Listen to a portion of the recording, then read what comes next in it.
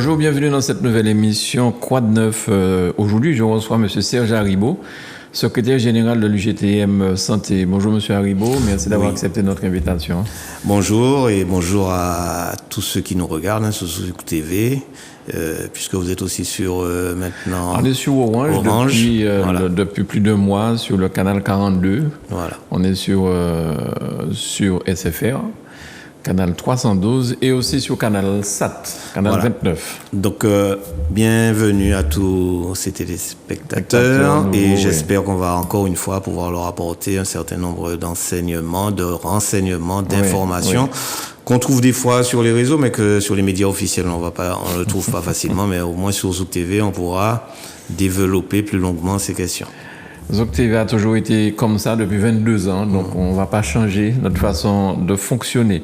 Alors, M. Haribo, il y a des évolutions dans tout ce qui se passe depuis cette pandémie. Là, il semblerait qu'il y a la réintégration éventuelle des soignants. Je crois qu'il y a des pourparlers en cours en Guadeloupe, donc forcément ça nous intéresse parce que ce qui va s'appliquer en Guadeloupe va s'appliquer de facto en Martinique. Est-ce que je me trompe ou est-ce que c'est bien ça? Et puis est-ce qu'il y a vraiment la réintégration possible des soignants? Alors, de façon très concrète, c'est ce que nous avons demandé, puisque nous avons fait une réunion avec l'ensemble des députés. Il y avait que M. Ajar qui n'était pas présent de Martinique. Et nous leur avons demandé fortement d'appuyer cette demande de réintégration à l'occasion de l'ouverture de la réouverture des débats au niveau de l'Assemblée nationale. Et d'ailleurs, c'est pour ça qu'il y a eu cette commission des Outre-mer qui a interpellé le ministre des Outre-mer sur cette question, monsieur... J'oublie son nom. Carenco. Et qui a répondu qu'il y avait matière à discussion au niveau de la Guadeloupe et qu'il enverrait son chef de cabinet pour commencer à voir les possibilités de discussion. Donc, on s'aperçoit qu'on va le voir, il y a Commission européenne, il y a Commission d'outre-mer de l'Assemblée nationale. Il faut que les commissions, et que donc l'importance que les élus interpellent ces ministres, ces représentants de l'État, parce que si ça ne se fait pas, ils ne répondent rien. On n'a pas de nouvelles, on n'a pas d'informations. Donc là, c'est pas quelque chose qui est sorti comme ça, que M. Carenco, en tant que ministre, a fait en termes de déclaration. C'est parce qu'il était questionné. Et que là, nous pensons que les députés d'outre-mer jouent leur rôle pleinement, et c'est ce que nous leur avons demandé, de le jouer pleinement, pas seulement pour la Martinique, mais pour l'ensemble des outre-mer, comme ils l'ont commencé avant juin, de continuer ensemble à œuvrer pour que cette réintégration soit effective partout en Martinique, en Guadeloupe, en Guyane, à La Réunion, mais aussi sur tout le territoire français. Parce que nos hôpitaux souffrent de l'absence de ces professionnels. Il n'est pas normal que des professionnels ne puissent pas travailler sereinement, y compris ceux, est-ce qu'on va le voir dans les nouvelles, y compris ceux qui sont vaccinés. Et qu'on ne devrait pas encore continuer, poursuivre comme ça, leur demander de prendre de nouvelles doses. L'obligation est seulement sur les soignants. Et puis, il n'y a pas d'obligation pour l'ensemble de la population. Donc, il y a une incohérence et il y a un manque de clarté dans les décisions qui ont été prises jusqu'à présent. Et on verra que, au fur et à mesure, le gouvernement se retrouve dans une situation assez délicate, pour ne pas dire difficile, vis-à-vis de cette situation d'obligation vaccinale. Alors déjà qu'ils n'ont plus à l'Assemblée nationale, ils n'ont plus la majorité, ils ont une majorité relative. Donc les choses commencent à bouger un petit peu. Mais puisque vous parlez de vaccination, est-ce qu'on peut dire un mot sur l'adresse, peut-être dire aussi ce que c'est que l'adresse? Et l'adresse qui a sorti un rapport quand même extrêmement étonnant, voire explosif. Oui, c'est un organisme d'État qui fait des analyses, des statistiques. C'est pas un laboratoire privé qui sort ça. Non, c'est un organisme qui régulièrement, sur tous les sujets qui touchent, que ce soit la santé, qui touche le social, et qui sort des statistiques à analyser, et qui sort aussi des moyens dans ces rapports-là de pouvoir de décision. pour tous ceux qui veulent bien y lire. Et qu'est-ce qu'on s'aperçoit? On s'aperçoit que dans l'étude concernant la relation entre hospitalisation, accès aux services de soins critiques et décès, c'est ainsi ces 3 volets-là ont été analysés par l'adresse, et on s'aperçoit que le nombre de personnes hospitalisées vaccinées pour le Covid-19 est plus important déjà que le nombre de personnes hospitalisées non vaccinées. Ça, c'est une chose. Et la deuxième chose, c'est que le nombre de décès de personnes vaccinées est très largement supérieur, parce que même si ils disent qu'il y a un pourcentage de personnes non vaccinées qui est inférieur, mais c'est justement dans la logique gouvernementale. Ça voudrait dire que ce sont ceux qui sont les plus susceptibles d'attraper le Covid, de ne pas être protégés, d'être dans des situations dramatiques et de se retrouver dans un soin critique et d'avoir des décès. Or, on s'aperçoit que ce n'est pas du tout le cas. Les différences de pourcentage sont énormes et on s'aperçoit que dans ce cas de figure-là, nous avons des difficultés de compréhension. Pourquoi personne n'en parle? Il y a beaucoup plus de décès aujourd'hui de personnes hospitalisées vaccinées que de personnes hospitalisées non vaccinées. Donc, revenons à cette question de vaccination, de capacité de réponse vis-à-vis de la protection, vis-à-vis de la prévention, c'est-à-dire transmission, quand on l'a et qu'on est vacciné, de ne pas être dans des cas graves. Aujourd'hui, on s'aperçoit qu'on arrive à décéder malgré qu'on ait un schéma vaccinal complet, comme ils disent. Ce n'était pas le discours qu'on avait il y a 2 ans, qui nous disait on serait immunisé, on a tous intérêt à être vaccinés, il faut y aller à fond. Donc, c'est la réalité du terrain. Ce sont les analyses qui sont faites sur le terrain avec des chiffres qui sont récoltés par l'adresse et qui, aujourd'hui, nous donnent dans un tableau ces résultats. C'est très intéressant et je pense qu'il y a... l'adresse est DR2ES. Donc, ceux qui veulent aller chercher vont sur Internet, ils vont trouver ça très facilement. Alors, de plus, il y a la déclaration de l'ancien député Jean Lassalle. Ça ne peut pas laisser insensible non plus. Ce député a dit un certain nombre de choses qu'on ne fait que reproduire.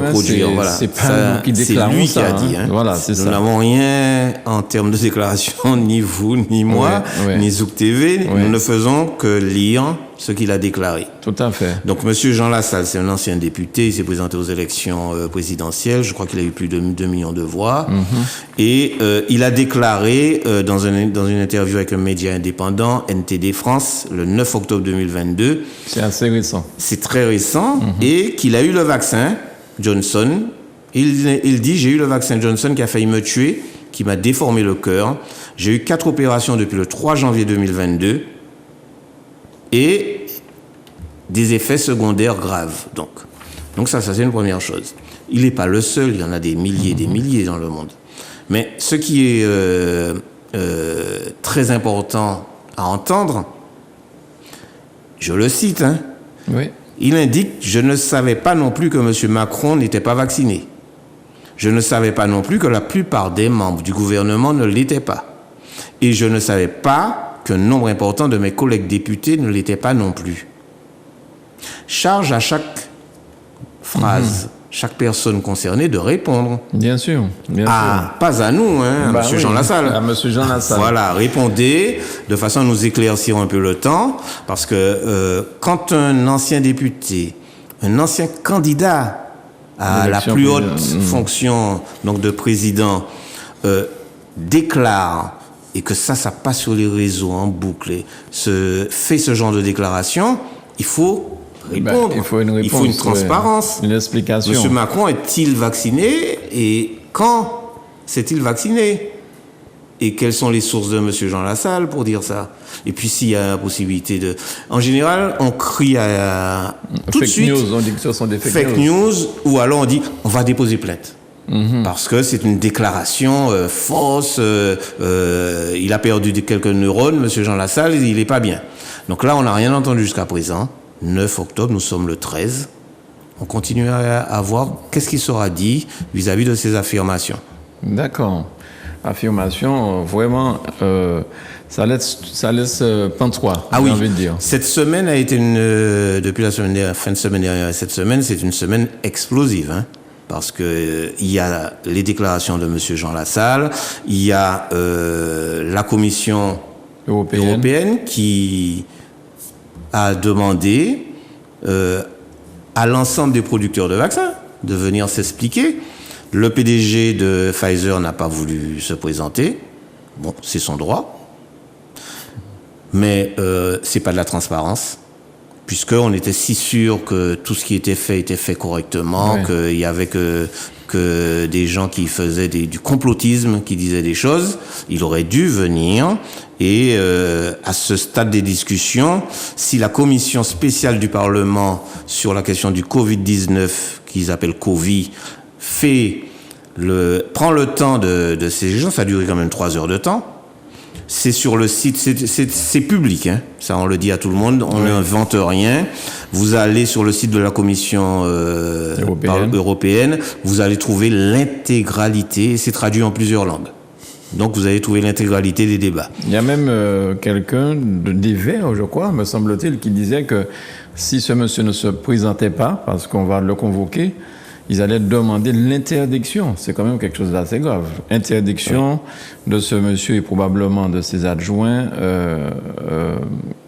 pour qu'il fasse du lobbying au niveau de la Commission européenne. C'est que les députés considèrent que ce qui se passe là est très grave. Bon, pourquoi ? Premièrement, dans les réponses, toutes les questions n'ont pas reçu de réponse. Je rappelle qu'il y a des contrats qui ont été signés avec Pfizer et avec les autres, hein. CureVac, Novavax, SmithKline, IPRA, ils étaient tous présents, représentés. Ils n'ont pas répondu à toutes les questions. Pourtant, c'est un contrat entre l'Europe et ces entreprises. Ouais. Une commission est créée par l'Europe, ils ne répondent pas aux questions. La seule possibilité aujourd'hui que les députés européens ont trouvée, c'est de dire nous allons reformuler ces questions par écrit, celles auxquelles il n'y a pas eu de réponse, et nous allons attendre d'avoir des réponses écrites. C'est quand même quelque chose. Et certains députés ont dit qu'ils consultent déjà leurs avocats pour voir dans quelle mesure ils emmèneront ça au niveau juridique.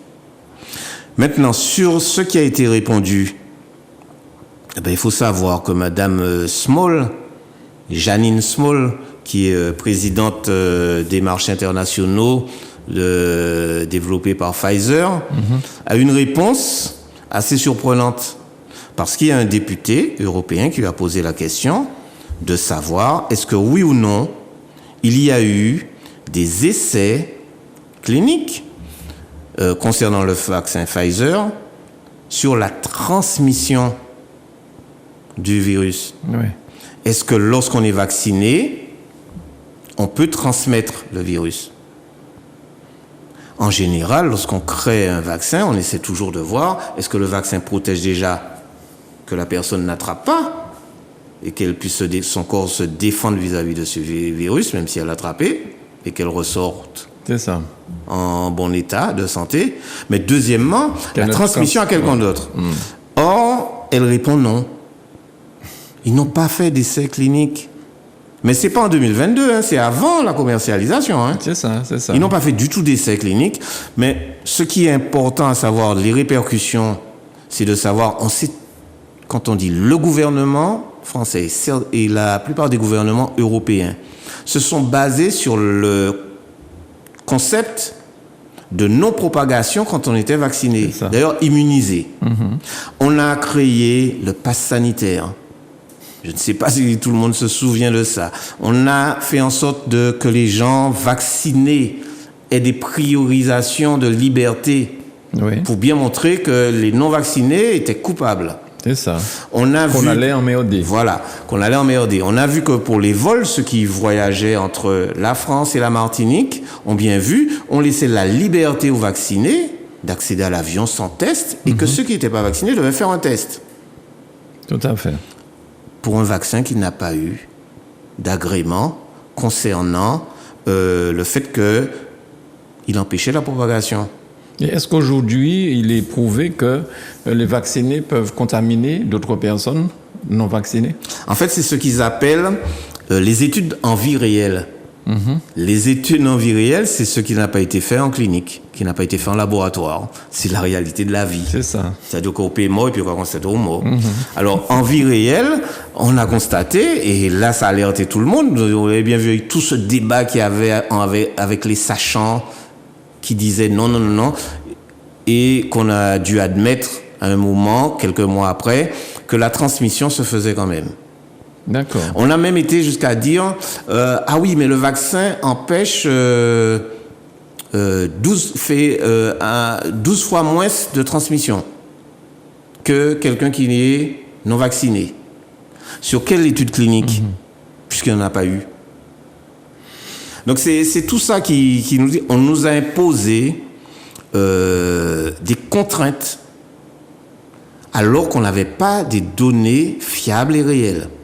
On nous a imposé de ne pas pouvoir sortir, de ne pas pouvoir aller dans certains lieux quand on n'était pas vacciné. Et on s'aperçoit qu'il n'y a pas eu scientifiquement d'études. Alors, ce qui est intéressant, c'est que Mme Janine Small a répondu que ils ont adapté le temps de la science au marché. Marché financier. Au marché financier. Ils avaient un marché, ils devaient répondre à vendre des vaccins FR. Donc, ou alors ils ont accéléré le temps de la science pour se dire, bon, on se passe de cette étude-là, on ne la fait pas. Et on commercialise parce qu'il y a de l'argent à faire. Il y a une demande. C'est la relation entre la demande et l'offre. Donc, nous, on était à même d'offrir tout de suite, même si c'était tronqué.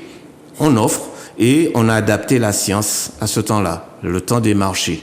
Donc l'argent a pris le pas sur le bien-être des personnes et des populations. Il valait mieux qu'ils donnent aux gens carrément des placebos, ça aurait été moins dangereux peut-être. Ça aurait été peut-être moins dangereux. Ouais. Alors pourquoi aussi il y a cette histoire de taux d'ARN dans les vaccins produits et les vaccins qui ont été testés cliniquement.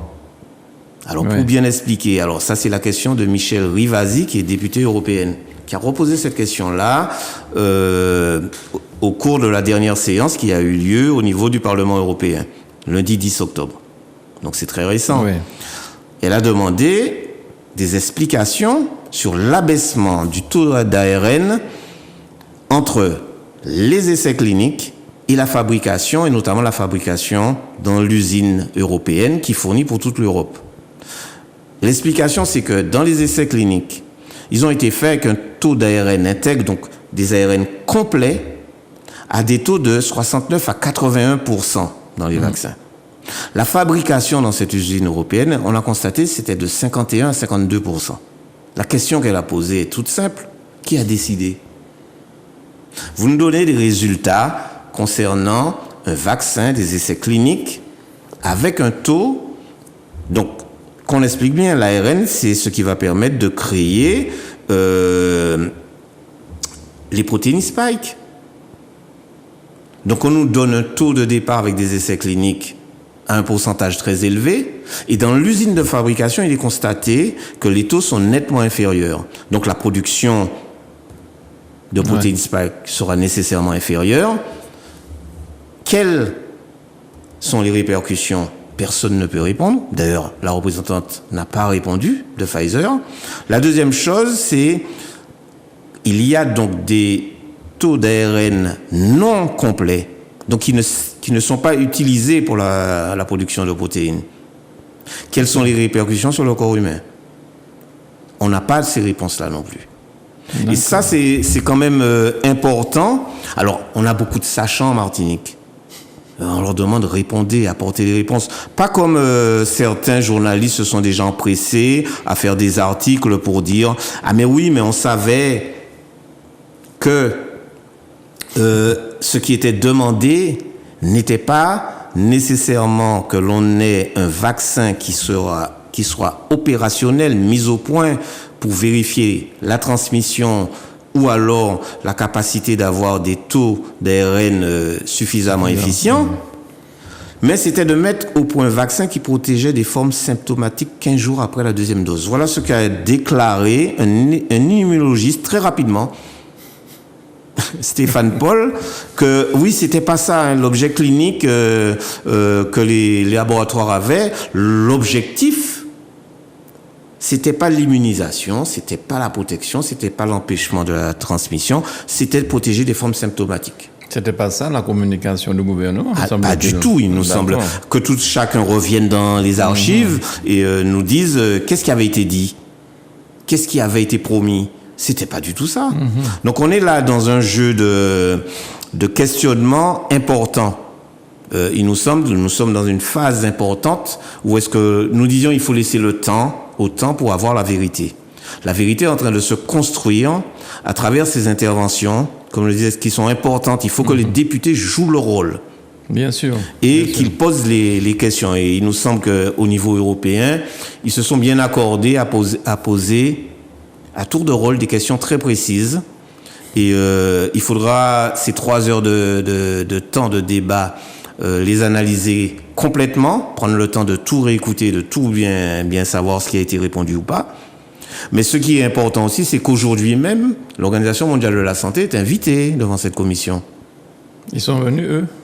Ils sont obligés de venir aussi, quand même. Il faut au moins d'envoyer des représentants. Pour la suite. Ah oui, ça fait partie des travaux de la commission. D'accord. Qui enquête sur, premièrement, les vaccins qui ont été proposés, la problématique de développement de ces vaccins, les modèles de thérapie qui ont été développés pendant la pandémie, donc l'OMS est concerné, et pour le futur, ce qu'il ne faudra pas faire, ce qu'il faudra conserver. Donc c'est quand même des travaux qui sont assez importants, qu'il faut suivre et qu'on est étonné que les médias, je vous assure, les médias officiels ne suivent pas ces choses-là, ils n'informent pas la population. C'est là on arrive à un niveau de débat intéressant où est-ce qu'on attend que les points bloquants de réflexion soient véritablement débloqués pour qu'on sache vraiment à quelle sauce on a été cuisiné pendant ces 2 années. Je me rappelle tous les sachants qui, à longueur de journée et de nuit, étaient sur tous les grands médias français et pour pouvoir valider tout ce qui avait été dit par le gouvernement. Mais à terme, Monsieur Haribo, quand tout cela va être démontré officiellement par l'Union européenne, est-ce qu'on risque d'avoir quelques ministres mis en examen par rapport à tout ça? Il y en a qui commencent déjà à être questionnés, hein. Il y aura des mises en examen, c'est sûr. Maintenant, est-ce que ça ira comme pour le sang contaminé, comme pour le chlordécone? Est-ce qu'on ira jusqu'à... Responsable mais pas coupable. Voilà. Est-ce qu'on ira jusqu'à condamner? Ça, c'est autre chose. Ce qui nous intéresse, en tout cas, c'est pour la compréhension dans l'avenir. Ouais. Que tout le monde comprenne bien. Il ne faut pas avaler tout dans tous les sens. Il faut toujours conserver cet esprit critique que nous avons, nous, êtres humains. On a le droit de questionner, de savoir. Donc, c'est pour ça que nous, on n'en a pas parlé, mais le dépôt de plainte continue, on questionne. Nous avons fait un dépôt de plainte avec constitution de partie civile. On nous a demandé une fixation de consignation de 1 000 € par organisation syndicale. Nous avons versé dernièrement, fin septembre, puisqu'on avait jusqu'au 30 septembre. Nous l'avons fait, les organisations syndicales. Nous avons payé cette consignation de 1 000 € par organisation syndicale pour que cette plainte continue, qu'on ait la vérité sur le traitement qui a été fait vis-à-vis de la population martiniquaise dans le cadre de la lutte du Covid. Et tous ces éléments-là que je viens de dénombrer vont rentrer dans les débats nécessairement. Bien sûr. Ça vient complémenter ce que nous avions déjà présenté avec nos avocats. Et on se rappelle aussi que certains pays en Afrique où il n'y avait pratiquement pas de vaccinés, où il n'y avait pratiquement pas non plus de Covid déclaré, me semble-t-il, à un certain moment. Et on se posait beaucoup de questions là-dessus. Là aussi, l'information n'a pas suffisamment circulé. Parce que c'était les comparaisons, ce qu'on appelle du milieu de vie réelle. Voilà encore des études de vie réelle qui montrent que la différence entre certains pays qui ont vacciné à outrance et d'autres pays qui n'ont pas vacciné, qu'on disait ils sont fous, ils vont disparaître de la planète. Mais ils sont toujours là, hein.